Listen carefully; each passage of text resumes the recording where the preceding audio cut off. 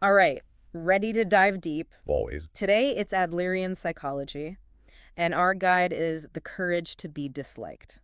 Oh, this one's full of good stuff. It really throws some curveballs, like we choose our own unhappiness. That one got me thinking too. And then it says all problems are interpersonal. I mean, really. Yeah, that's a big claim. So let's unpack it all. What gems can we find? Well, right off the bat, Adlerian psychology is like the opposite of Freud. Okay, how so? Freud was all about the past, right?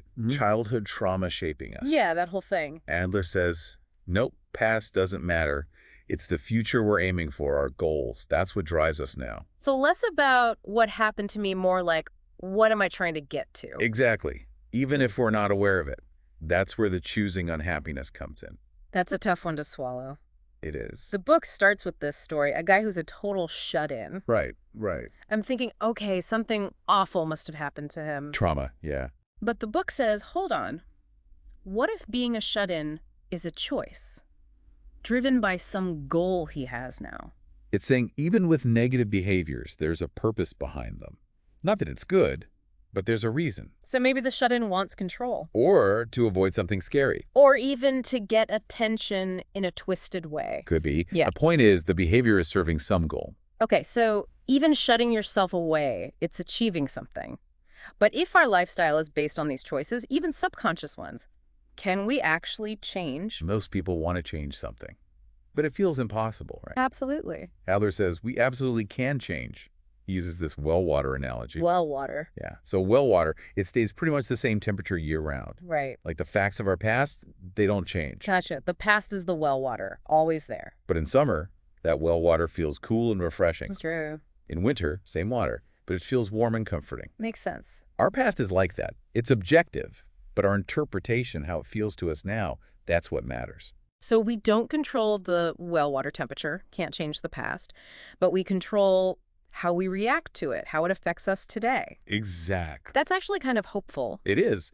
By reframing how we see the past, we can change how it impacts us, emotionally, even behaviorally. Like choosing to see the well water as refreshing even in winter. Yeah, like that. So we're not prisoners of our past.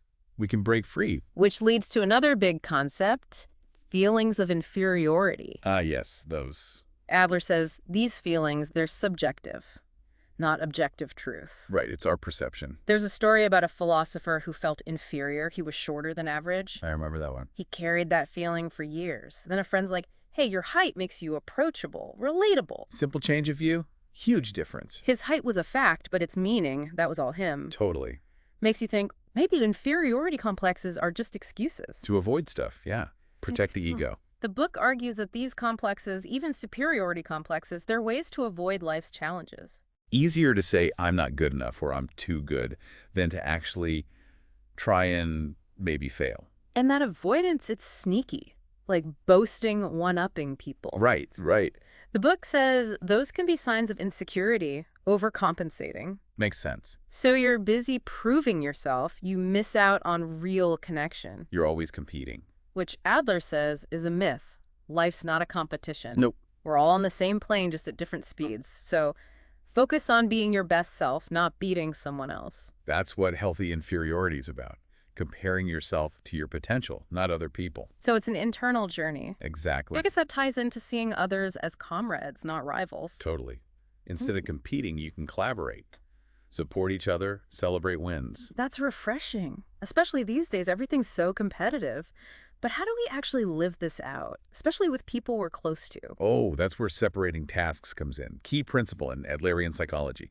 Really helpful for relationships. Separating tasks, does that mean like being detached? No, not at all. It's about recognizing boundaries. Okay. It's knowing whose responsibility something is Yeah. and not taking on burdens that aren't yours. So instead of trying to fix my friend's problems, Right. I can be supportive, but also know it's their journey. Yes. Yeah. It's a way to make relationships more balanced. I see how this all connects. Choosing our lifestyle, reframing the past, embracing our own tasks, it gives us more freedom. It does. And with freedom, maybe more happiness. It still sounds a bit like, a self-help cliche. It can, but the book says this. Okay. We are not living to satisfy other people's expectations, and neither are they living to satisfy ours. Wow, that's a lot to unpack. It is. It's like permission to stop people-pleasing, but then what if that creates conflict? That's where the courage to be disliked part comes in. So not wanting to be disliked, but accepting it's going to happen. Right. Not everyone will like our choices, and that's okay. It's letting go of needing everyone to approve. Exactly. Embrace being yourself, even if it ruffles feathers. Okay, now this is getting interesting. It's radical, but also kind of freeing. It is. Like, I'm living my life my way, even if some people don't like it. And that opens you up to more authentic connections. Because you're not trying to fit a mold. Exactly. Which leads to better relationships. But how does this fit into the bigger picture? Like finding our place in the world. That's where community feeling comes in. Feeling connected. Not just to people around us, Yeah. to something much bigger. I like feeling connected, but isn't that the opposite of not caring what people think? It's a good question. But community feeling isn't about conforming. It's about contributing to something larger than yourself. So fitting in is out, contributing is in. Yes. It's realizing we're all connected. And what we do has a ripple effect. Now that is powerful. It is. But how do we cultivate this community feeling if we're not supposed to seek recognition for it? That seems tricky. It's about what contribution really means. Okay. It's not about doing things for praise. It's the satisfaction of making a positive impact, no matter how small. So it's the giving itself, not expecting something back. Exactly. That shift can be really freeing. Like, let go of needing validation, and you can focus on making a difference, Yeah. connecting in a real way. And that sense of connection, of belonging, that's community feeling. Mm-hmm. It's about recognizing we're all human and finding our place in it all. It Yeah. all ties back to having that courage to be disliked, you know? Because when you're focused on some bigger. Yeah. When you're contributing, you're less worried about pleasing everyone, Mhm. more about living by your own values. It's like you can be the best peach in the world, someone will still hate peaches. Right. You can't control other people's tastes, but you control how you show up. And that self-awareness, that acceptance, that's key to this community feeling thing. It is. It lets you connect authentically, not try to squeeze into some box that doesn't fit. So finding your tribe, but not by conforming, by being you and attracting people who vibe with that. Exactly. But it takes guts because it means letting go of that need to be liked by everyone. Some folks won't get you. And that's okay. It is. It's more about a few deep connections than trying to be friends with the whole world. Quality over quantity. Yes, and that leads to another Adlerian idea.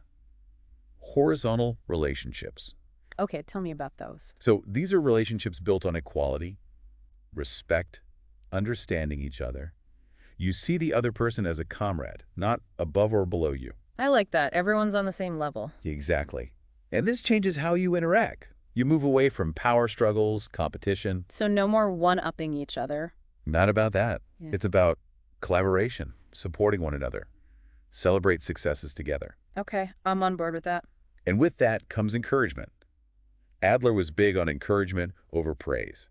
Is there a difference? Aren't they the same thing? They're not. Praise is about the outcome, the result. Encouragement is about the effort, the process. Like, instead of, good job, to a kid. You'd say? Wow, I see how much effort you put in. I'm proud of you for sticking with it. You're acknowledging their work, not just the end product. Yes, that little shift can make a big difference. I can see that. Praise makes you look for approval from outside. Encouragement builds confidence from within. Exactly. And this connects back to horizontal relationships. You're recognizing the other person's independence, not trying to control them. Respecting their journey, offering support, but no judgment. That's it. That kind of respect is essential for good relationships. It all makes sense. But relationships, community, it makes me think we need good boundaries too. Because sometimes people can be too much. Absolutely. Is that where separating tasks helps? It is. Not about distancing yourself. No, it's healthy boundaries so everyone can thrive. So less like walls, more like knowing what's your problem to solve and what's theirs. Exactly. You can't control other people, only yourself. That's hard though, especially when you care about someone. I get it. You want to help to protect them.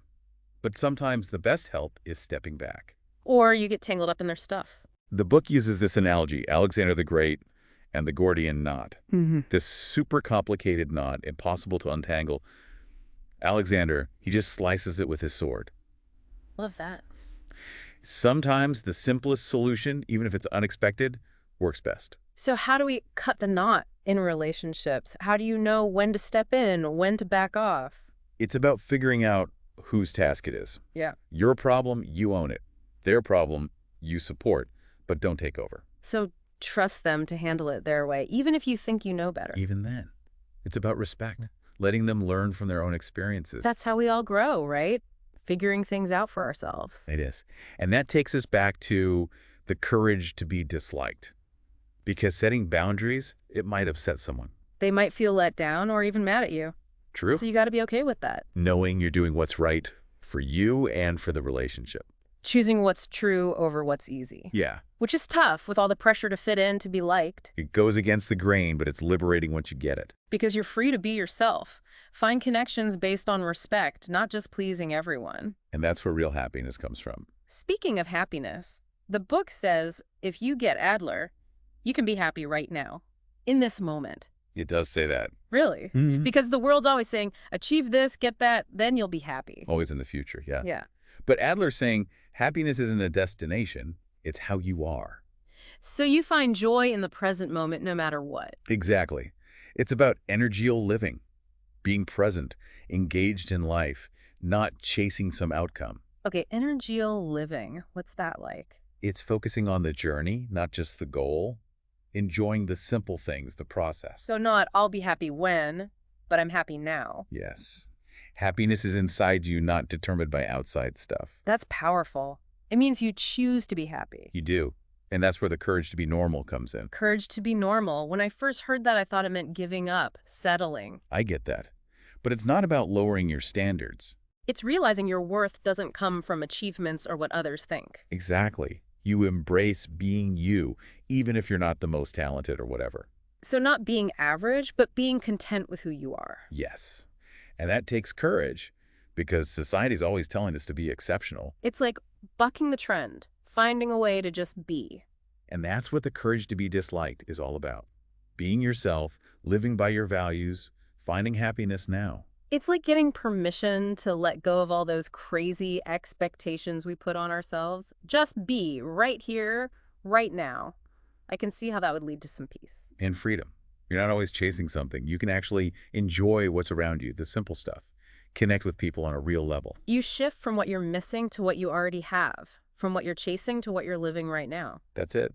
Cultivate that gratitude for the present moment, even if things aren't perfect. You mentioned earlier, energial living is different from kinetic living. Like, is it couch potato versus marathon runner? Uh-huh. Not quite. It's more about your focus. What's driving you? Okay. Kinetic living, you only get happy when you reach the goal. I'll be happy when I get that promotion, when I lose 10 pounds. Yeah. Happiness is always out there in the future. So you're always striving, never arriving. I can see how that would be stressful. It is. But with energial living, it's about the process, the journey. It's like some people hate running, but they do it to lose weight. Others, they love running, the feeling, the rhythm of it. That's the difference. So finding things you actually enjoy doing, regardless of the outcome. Exactly. Yeah. That doesn't mean no goals, Yeah. but you approach them differently. It's got to be something that lights you up, something that aligns with who you are. So I'm doing this because it brings me joy, not I'll be happy once I get there. Exactly. It's passion meeting purpose. And when you're in that sweet spot, the doing itself is the reward. Success, those are bonuses, not the key to happiness. That's what Adler's getting at. Happiness is a choice you make. Yeah.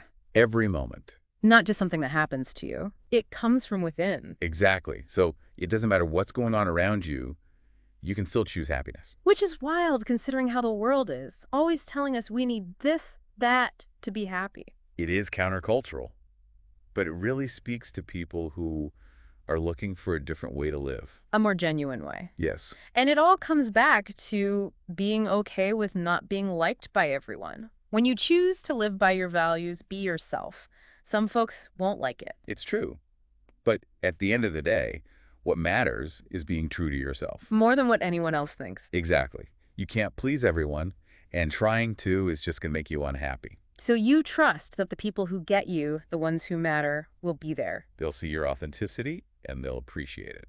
Flaws and all. So find your people. the ones who support you, even if you're a little different, a little out there. And let go of the relationships that don't. The ones that drag you down. Sometimes that's the kindest thing you could do for yourself. Yeah. Make space for connections that lift you up. That's powerful, because then you build this community where you can truly be you. And contribute your own unique things to the world. Which brings us back to that community feeling. It's not fitting in, it's finding your place. We're all part of something bigger. And even small acts, they matter. They do. So as we wrap up this deep dive into the courage to be disliked, let's leave our listeners with a question. The book asks, if you had to choose a life where everyone likes you or a life where some people don't, which would you pick and why? That's a good one. It makes you think about what's really important. It reminds us that real freedom means being true to yourself, even if not everyone's on board. And hey, even we're still figuring this stuff out. Always learning. So to everyone listening, keep exploring, keep asking those tough questions. Dive deep. Until next time.